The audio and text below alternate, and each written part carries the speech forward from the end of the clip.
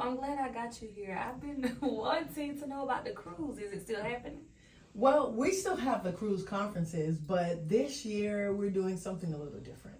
So, in 2022, we had the third annual cruise conference, and we will have a cruise conference next year, but we took a different direction this year. Tell me more. We're going to Morocco.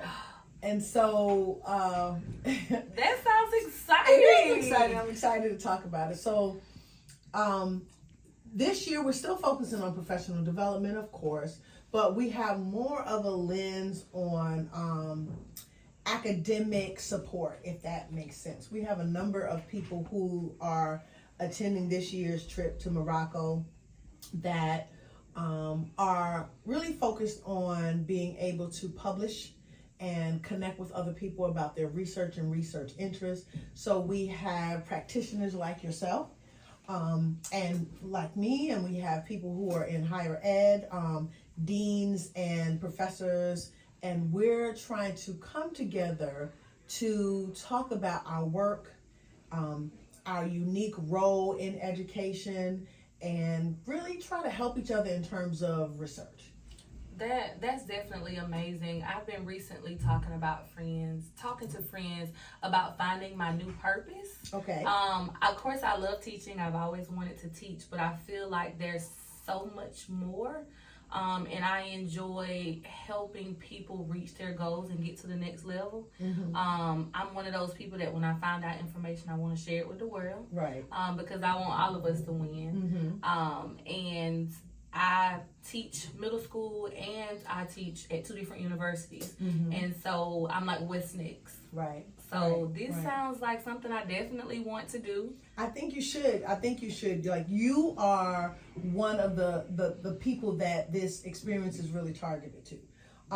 This is the first time that we're doing it this way, but we're going to spend 2 weeks in Morocco, about 15 days, and we're going to go to 5 different cities. Wow. So it's going to be an opportunity just similar to the cruise conference where we're not traveling. We had the days at sea, we would do our professional development. So here we'll have days where we're not scheduled for a particular tour. That's when we'll have our conferences. So we're going to have a writing circle. We're going to have opportunities to have a panel. We may even be able to connect with other university and K-12 teachers in Morocco when we get there. So we'll have these different organic opportunities to really talk and bond and network. And then the whole travel piece, of course, absolutely, is all about networking. Yeah. It's all about having a good time. But it's also me helping you, you helping me, us helping the next person. Right.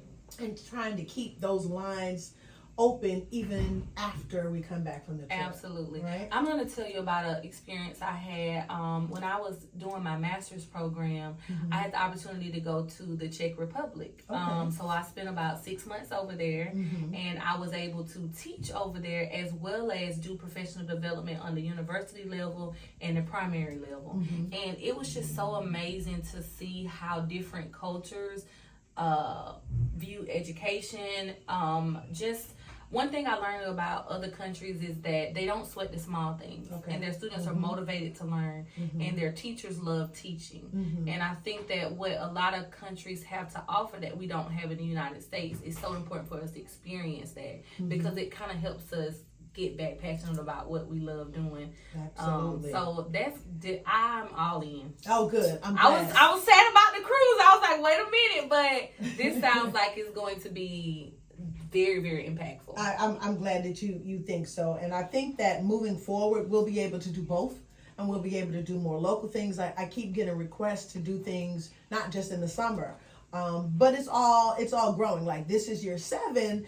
But each time I really take advice or influence from the people who travel with us, really, right. Because that's the network, that's the movement. Sure. So as we find opportunities to learn more about how other people do it, it changes us. Even if you're in a classroom, you're in a kindergarten classroom, you're in a 5th grade classroom, it helps you to have this different perspective. Absolutely. And so that's kind of like where it came from, why the Educators Who Love to Travel kind of started. It's me being a social studies teacher, a former English teacher, supervising those teachers and having conversations about people who are talking about different places in the world where they have really no context. Absolutely. They can't even say that it's similar. So you know how we scaffold everything for students? For me, this is scaffolding for teachers. Like, okay, if you haven't, you're talking about Johannesburg, South Africa, and movements that happen there, and you're being able to talk about things from boots on the ground. Or, well, I haven't been there, but I've been this place, Right. and they had a similar movement. Okay, I've been to Haiti,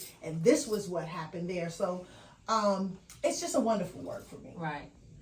Yeah, and I think it definitely improves the teacher, and it just makes you an asset for your students, because I think teaching is a recipe, and it's amazing when you can just bring in different things, and every day, every year can be different and look different, and you make it your own. And education and learning should be an experience. Absolutely, and it is with educators who love to travel.